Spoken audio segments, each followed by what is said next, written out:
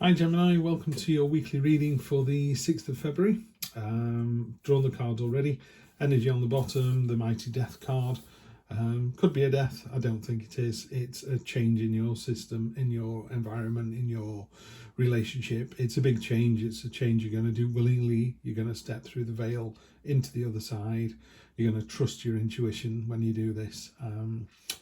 And it looks like, yeah, everything turns out fine. But the energy is very definitely one of, the one constant in life is death. The end of something is very definitely the end of something.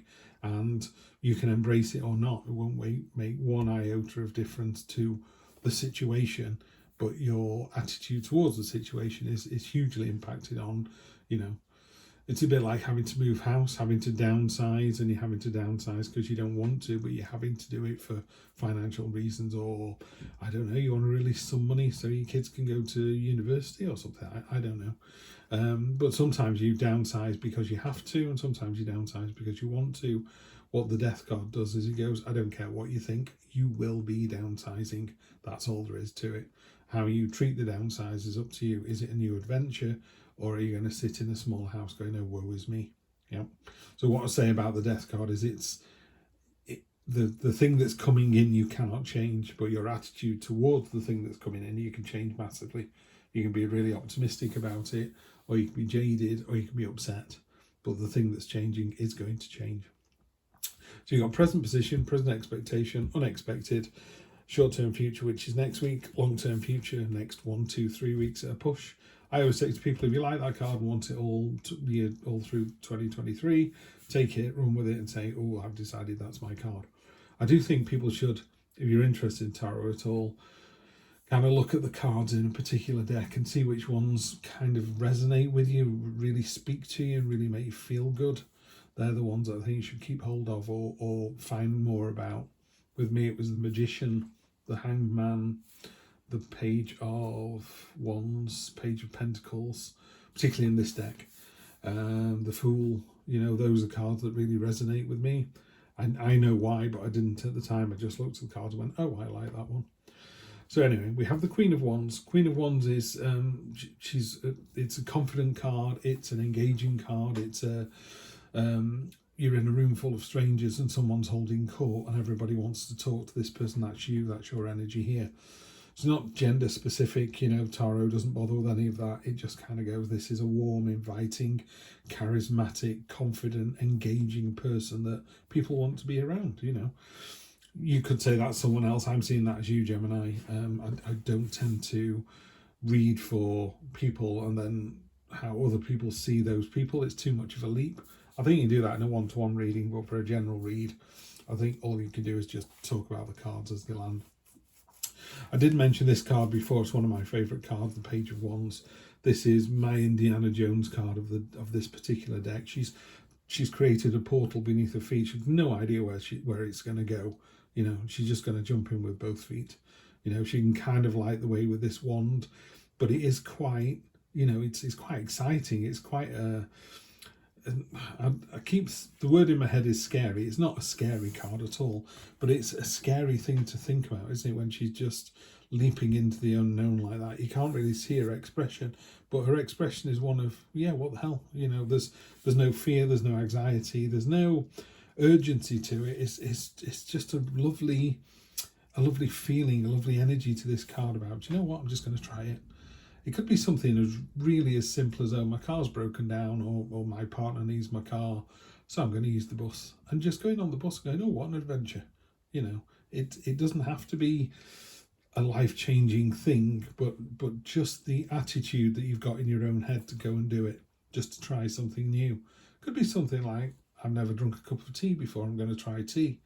It's not suggesting that it's a deal breaker. You might go, yeah, it's not for me. Or you might love it and go, where have I been in the last 30 years? But that's a fantastic energy and a fantastic attitude. That's what it is. It's a great attitude to have. Love it, love it, love it. In the unexpected, we've got the Moon card. The Moon is of the tarot, it's one of the most, that's got a duality aspect to it. It can be, I don't believe in good and bad cards. I just think cards have a a more positive direction and a less positive direction, and depending how they read, you could move them into one or the other. The moon card, particularly in this deck, is a card of being slightly off kilter. This hand here that's really looming and weird, and where is that coming from? It's actually her hand here. She's pointing her fingers into this pool of water, and then we're seeing this pool of water.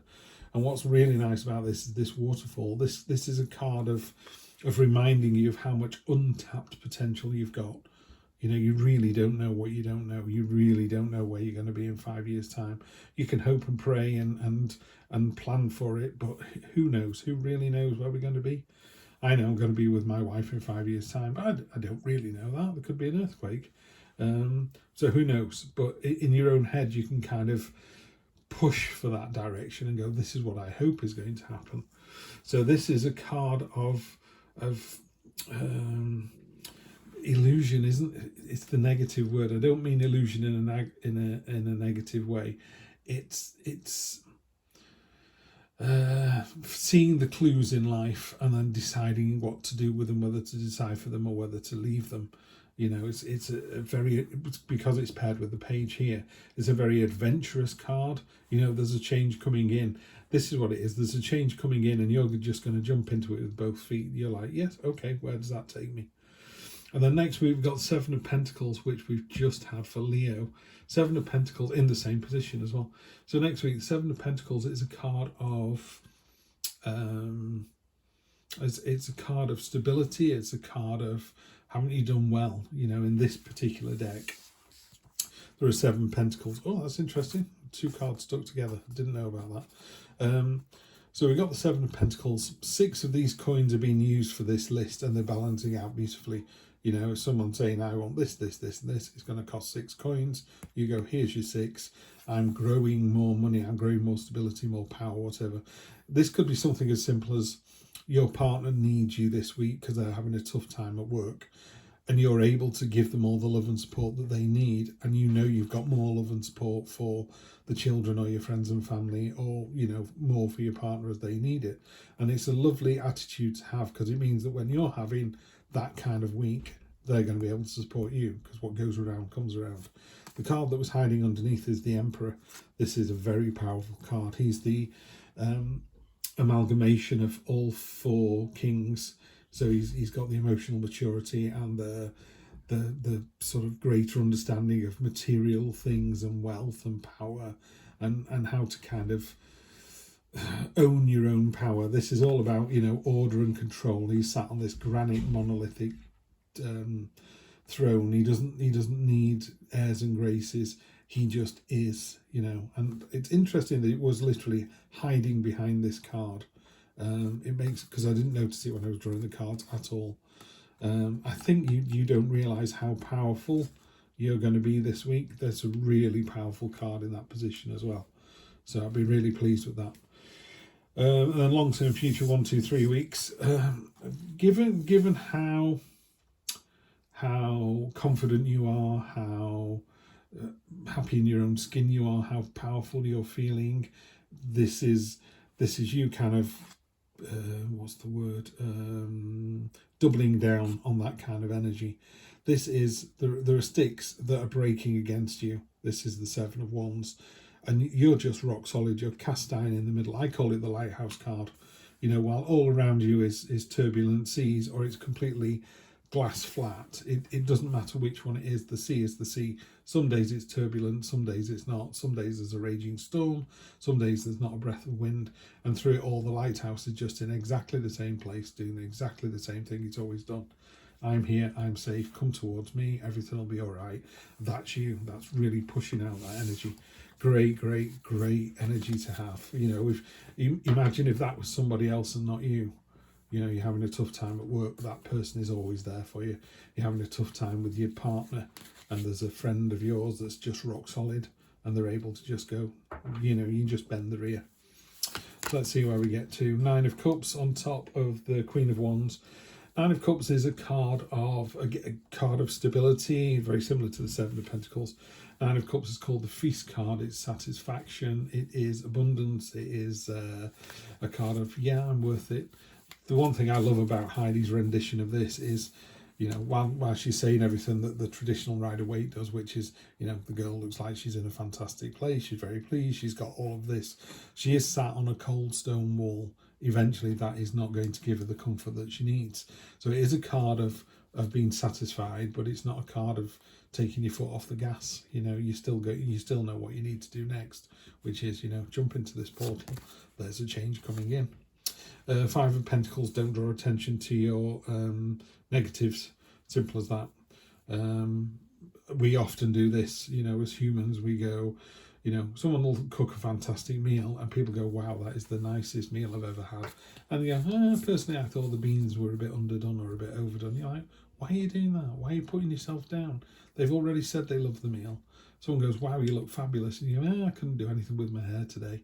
You just, you know, someone decorates the house and they go, yeah, but I missed a bit in the corner. What are you pointing out these errors for? No one would have noticed that if you hadn't said anything. So just enjoy the adventure. You know, you're confident, you're engaging, you're more than enough. There'll always be, however wealthy and beautiful and thin you are, or whatever it is, or powerful or happy, if you're not careful, you will always be looking at the person, I nearly said above, but or better. You'll always look at the person who, you know, is the next level up. Don't do that. Why don't you turn around and look at the person that is the next level down and just go, well, that's fantastic. You know, look how well I'm doing.